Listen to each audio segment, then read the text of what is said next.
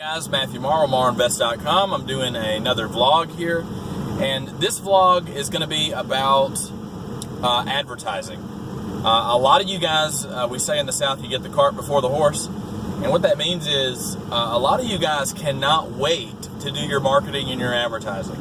You are ready to boost your post on Facebook. You're ready to pay for a website. You're going to buy t-shirts with matching names.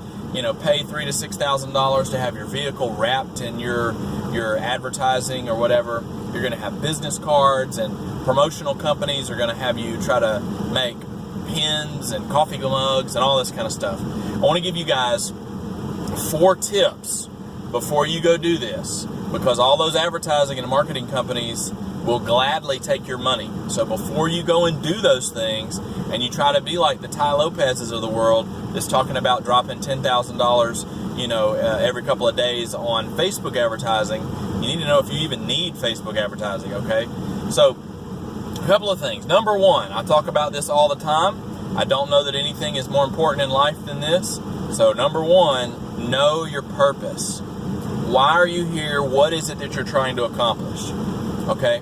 Because knowing your purpose is, you know, some companies will call it a mission statement, but I'm talking about you guys. You know, my channel is mostly for small businesses. It's not for the giant corporations. You know, 80% of businesses are small businesses, and so that's the guys that I'm talking to. You blue-collar guys, you guys that own some type of service, whether it be a plumber, electrician, a lawn service, a painter, any of those things, right? Whether you be an artist, it doesn't matter. Okay? So, number one is knowing your purpose. What is it you're doing? Why are you here? And if you can figure that out, it makes everything else fall in place. It's amazing. If you can figure out what your purpose is, and if you need help with that, of course, I'll be glad to help you find your purpose. I think Purpose-Driven Life is one of the best books I've ever read as far as that goes. Number two is product. You need to know your product or your service backwards and forwards. I had a very successful guy one time who took over his father's plumbing business, and he was able to make a lot more money than his father ever did, and he was able to reduce expenses by half, and yet he quadrupled the amount of money they were making. So he had some laser focus, but he understood his product, and he knew every other product on the market. Okay? So I know a lot of people, when I start asking them questions about their particular product, they don't know. Some of them, a lot of them, when I say, what does this item cost you? They do not know. And as I've said before, it is cost plus profit that equals price. So if you don't even know what something really costs you, how in the world are you pricing it? And if you are just taking what other people have done and being like, well, I'm going to price it at that because that's what the market's priced at, and you're just hoping you're making a profit, that is not the way to go into any business. You need to be able to make educated guesses on what things will cost. Now, sometimes things end up costing more than you thought, and that's when you either stop doing that service or product, or you change your pricing. Okay? So, product is number 2. Number 3, know your competition. Okay? So, depending on which market you go in, you can do studies on what is out there in the market. Okay? I think the one that pops up more than anything are people that come to me that want to start restaurants. Now, restaurants are a lot of work, catering or restaurants. Food business is a ton of work, okay? And there's not a lot of profit, to be honest with you. There's not a lot of profit in it in most restaurants. And the problem becomes, competition-wise, is that it's not like if you, just for easy note, let's say you open a barbecue joint, right? Everybody loves barbecue. I've been all over the country. Everybody likes barbecue, whether it's smoky or spicy or sweet or tangy or whatever. Everybody likes barbecue, right? So, say you're going to open up a barbecue restaurant. You're going to be open for lunch and dinner, right? Well, you're not just in competition with other barbecue joints, okay? You're in competition with every other restaurant. You're in competition with Taco Bell and Wendy's and Burger King and sit-down restaurants, right? Because everybody is vying for that dollar for that day. So you can actually run numbers on this. So say you live, in whatever city. Well, say you live in Atlanta. Well, people say, oh, well, there's plenty of room to have more restaurants. There's 5 million people in Atlanta. Yeah, but have you ever driven in Atlanta or any large city? It might take you 2 hours to get from one side of Atlanta around the bypass to the other side, especially during the lunch rush. So make sure that when you're running your numbers, you're actually running numbers probably on just that zip code, right? What people in this immediate area, and I'm telling you this because you want to be conservative when you run your numbers.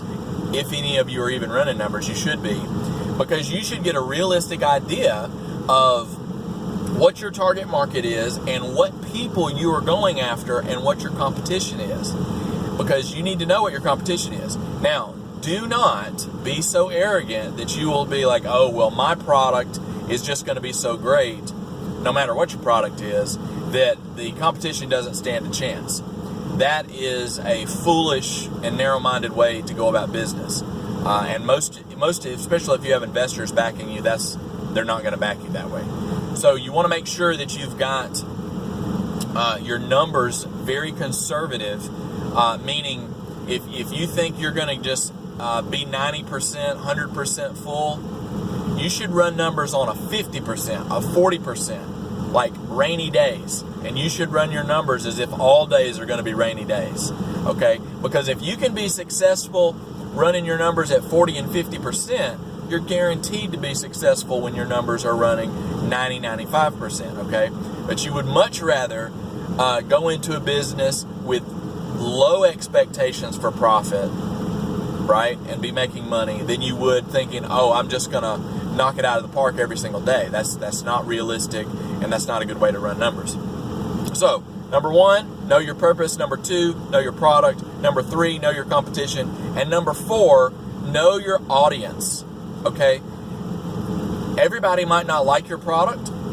Everybody might not be the one to go to your product. Like, for instance, if you opened up a vape shop and you wanted to attract vape people, well, you might not, there's a lot of people that don't vape, right?